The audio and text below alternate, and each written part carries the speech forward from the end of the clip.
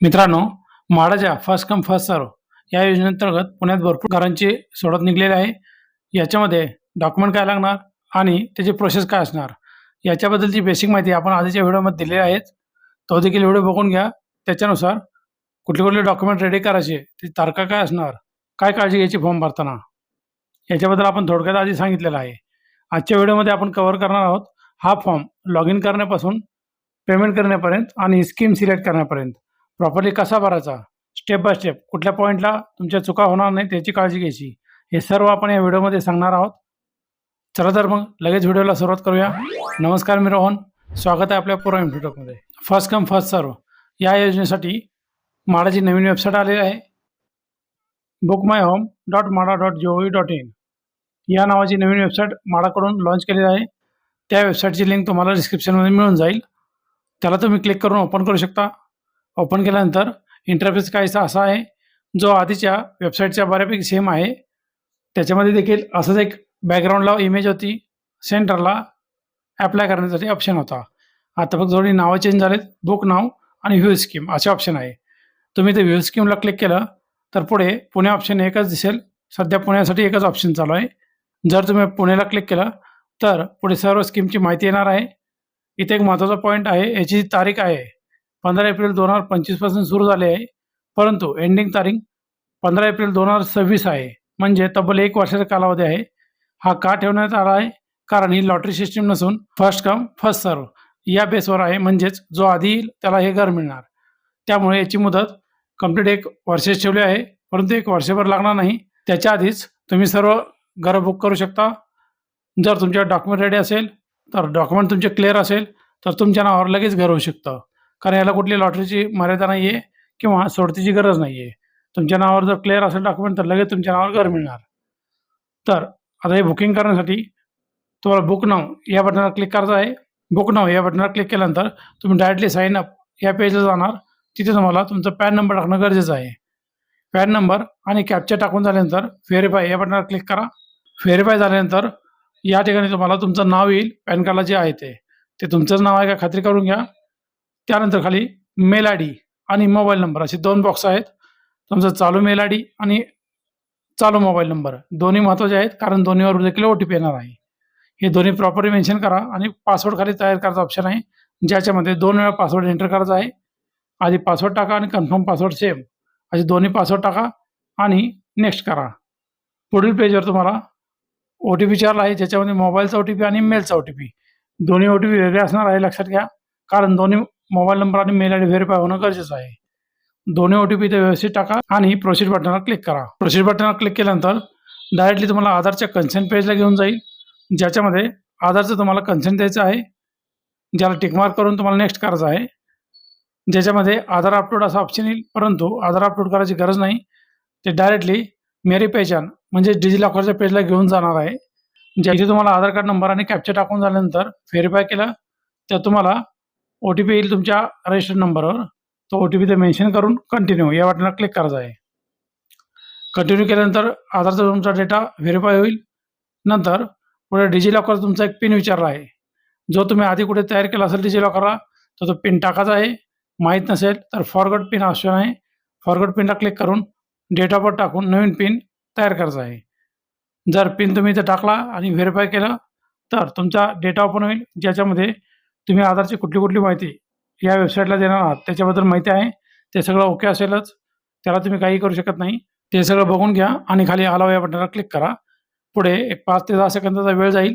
पूर्ण आधारचा data verify होऊन म्हाडाच्या वेबसाईटला शिफ्ट होईल. याच्या पुढील पेजवर तुम्हाला आधार कार्डचा ॲड्रेस विचारला आहे. आधार कार्डला जो ॲड्रेस आहे तो आहे तसा घ्यायचा आहे का चेंज आहे ॲड्रेस असं विचारलं आहे. शक्यतो येस करा, नो केलं तरी चालेल. खाली ॲड्रेस मॅन्युअल टायपिंग करासाठी ऑप्शन येईल, तुम्ही टायपिंग करू शकता, पण ते व्हेरिफिकेशनला वेळ जाण्याची शक्यता असते. त्यामुळे आधार कार्डचा ॲड्रेस जर ओके असेल तर तुम्ही येस करा आणि कंटिन्यू करा. पुढे तुम्हाला तुमचं लग्न झालं आहे का, युअर मॅरिटल स्टेटस असं ऑप्शन आहे. तुम्ही अनमॅरिड, मॅरिड, डिवोर्स आणि विडो असे ऑप्शन आहेत. तुम्ही जे काय ॲप्लिकेबल असेल त्यानुसार सिलेक्ट करू शकता. तुम्ही अनमॅरिड केलं तर पुढे डॉक्युमेंटेशन थोडं कमी लागेल. जर तुम्ही मॅरिड केलं तर पुढे तुमच्या ॲप्लिकेशननुसार तुमच्या स्पाऊसचं आधार कार्ड आणि पॅन कार्ड टाकणं गरजेचं आहे. त्यांचं देखील आधार कार्डला मोबाईल लिंक असणं गरजेचं आहे. त्यांची देखील पूर्ण माहिती इथं अपलोड होणार आहे. त्यानुसार तुम्ही प्रोसेस करा. इथं आपण अनमॅरिड घेतला आहे आणि प्रोसीड केला आहे. प्रोसीड केल्यानंतर तुम्हाला वर्किंग स्टेटस असं विचारलं आहे. Request you to enter your current income amount in income detail. म्हणजेच जसं आधी बोललो होतो आपण 2023-24 आणि 24-25 यापैकी कुठलाही तुम्ही ITR किंवा उत्पन्न दाखला इथं अपलोड करू शकता. त्यानुसार तुमचं उत्पन्न इथं मेन्शन करायचं आहे. इथं तुम्हाला आधी वर्ष सिलेक्ट करायचं आहे, ज्याचं तुमच्याकडे उत्पन्नाचा पुरावा आहे. ते सिलेक्ट करून खाली इन्कम टाकायचं आहे. जर तुम्ही ITR फायलिंग केलं असेल तर ITRमध्ये जे काय उत्पन्न असेल तुमचं 6 लाखाच्या आतपर्यंत असेल तरी चालेल, काही इश्यू नाही. तर तुम्ही इथे मेन्शन करू शकता. जर उत्पन्न दाखला असेल तहसीलदारचा, त्यानुसार देखील 1-2 लाखाचं उत्पन्न असेल ते इथं टाकू शकता तुम्ही. हे टाकून झाल्यानंतर प्रोसीड करायचं आहे. प्रोसीड केल्यानंतर तुम्हाला पुढे 2 ऑप्शन विचारले आहेत, ITR आणि इन्कम सर्टिफिकेट. जसं आधी बोललो होतो आपण. जर तुम्ही ITRने प्रोसेस केलं तर ऑटोमॅटिक इन्कम टॅक्सच्या वेबसाईटवरून तुमचा डेटा घेतला जाईल. जो तुम्ही आधी जे इन्कम टाकलेला आहे, मेन्शन केलेला आहे आधीच्या पेजवर, तो इन्कम आणि इन्कम टॅक्सच्या साईटवरून ऑटोमॅटिक घेतलेला डेटा हे दोन्ही मॅच होणं गरजेचं आहे. हे मॅच झालं तर प्रोसीड करू शकता तुम्ही. जर तुमच्याकडे ITR नसेल तर simple option income certificate option घ्या, ज्याच्यामध्ये तहसीलदारचा दाखला इथं अपलोड करणं गरजेचं असतं. अपलोड केल्यानंतर एकदा प्रिव्ह्यू दाखवला जाईल. उत्पन्न दाखला तुमचाच आहे का चेक करा, म्हणजे चुकीची फाईल अपलोड होणार नाही. त्याच्या पुढील पेजवर तुम्हाला कास्ट विचारलं आहे. तुम्ही कुठल्या कॅटेगरीमधून फॉर्म भरताय त्यानुसार ती कास्ट मेन्शन करायची आहे. प्रत्येक कास्टनुसार तुम्हाला कास्ट सर्टिफिकेट देखील देणं गरजेचं आहे. ओपन असेल तर कास्ट सर्टिफिकेट नाही लागणार आणि वेगवेगळ्या कास्टनुसार कास्ट सर्टिफिकेट आणि त्याचं कास्ट व्हॅलिडिटी हे लागणार आहे. कास्टचा पॉईंट घेतल्यानंतर तुमची जी काय कास्ट असेल ती सिलेक्ट करा आणि पुढील पेजवर तुम्हाला PMAY याचं रजिस्ट्रेशन तुम्ही केलं आहे का? येस केलं तर पुढे फाईल अपलोडचं ऑप्शन येईल, ज्याच्यामध्ये PMAYचं सर्टिफिकेट जोडणं गरजेचं आहे. नो केलं तर तुम्ही डायरेक्टली प्रोसेस करू शकता. आणि ही झाली फायनल स्टेज तुमची. या पेजवर तुमची बेसिक माहिती पूर्ण दाखवली जाईल आणि खाली सर्व ग्रीन टिक मार्कमध्ये तुम्हाला दिसले की व्हेरीफाय झालेलं आहे. फक्त एक ऑप्शन व्हेरीफाय नसेल झाला, तो म्हणजे इन्कम सर्टिफिकेटचा. ते व्हेरीफाय व्हायला 48 तासाचा कालावधी लागतो. त्यांच्याकडून इन्कम सर्टिफिकेट व्हेरीफाय केलं जातं. त्याच्या बारकोडनुसार तुमचं इन्कम सर्टिफिकेट व्हॅलिड आहे का ते बघितलं जातं. 48 तासानंतर परत तुम्हाला सेम प्रोसेसने लॉग इन करायचं आहे. लॉग इन केल्यानंतर जर इन्कम सर्टिफिकेट व्हॅलिड झालं तर ग्रीन टिक मार्क येईल. ग्रीन टिक मार्क आल्यानंतर वरती प्रोसीड टू E-साइन ह्या ऑप्शनला तुम्हाला क्लिक करायचं आहे. त्याला क्लिक केलं याचा अर्थ असा आहे की तुम्हाला सर्व त्यांच्या अटी मान्य आहेत आणि या E-साइन या प्रोसेसने तुम्ही डिजिटली सिग्नेचर करून ते अपलोड करताय. म्हणजे तुम्हाला ते ॲग्रीमेंट वगैरे जे आहे ते मान्य आहे सर्व टर्म्स कंडिशन. पुढे E-साइन या बटनावर क्लिक केल्यानंतर तुम्हाला आधार नंबर विचारला जाईल. आधार कार्ड नंबर इथं टाकायचा आहे आणि सेंड OTPला क्लिक करायचं आहे. तुमच्या आधार कार्डला एक OTP येईल. खालील कन्सेंट बॉक्स ओके करून तुम्हाला तो OTP इथं मेन्शन करायचा आहे. OTP टाकून झाल्यानंतर परफॉर्म E-साइन या बटनला क्लिक करा, म्हणजेच तुमचं E-साइन प्रोसेस कंप्लीट होईल. 5 ते 10 सेकंदाचा वेळ जाईल याला. त्याच्यानंतर परत तुमच्या मेन विंडोवर घेऊन येईल, जिथं तुम्हाला ॲप्लाय हा एक नवीन टॅब दिसेल. ॲप्लाय केल्यानंतर पुढे तुम्हाला पुणे हा एकच ऑप्शन आहे, त्याला क्लिक करा. त्याच्या पुढे तुम्हाला FCFS 20% स्कीमच्या माहिती दिसेल. त्याच्या पुढे देखील ॲप्लाय ऑप्शनला क्लिक करा. त्याला क्लिक केल्यानंतर फर्स्ट कम फर्स्ट सर्व याच्या अंडर ज्या स्कीम आहेत त्या इथे दाखवल्या जातील. त्या स्कीम सर्व बघून घ्या. तुम्ही ज्या स्कीमला अप्लाय करत आहे त्या स्कीमच्या पुढे ब्ल्यू बटनला क्लिक करायचं आहे. त्याला क्लिक केल्याबरोबर त्या स्कीमची पूर्ण माहिती तो ओपन होईल. त्यामध्ये स्कीमचं लोकेशन कुठं असणार, त्याचा बिल्टअप एरिया, कार्पेट एरिया, त्याची कॉस्ट किती असणार, त्याचबरोबर तुम्हाला डाऊन पेमेंट किती भरायचं आहे आणि तिथे किती फ्लॅट सध्या शिल्लक आहेत, या सर्व गोष्टींची माहिती दाखवली जाईल.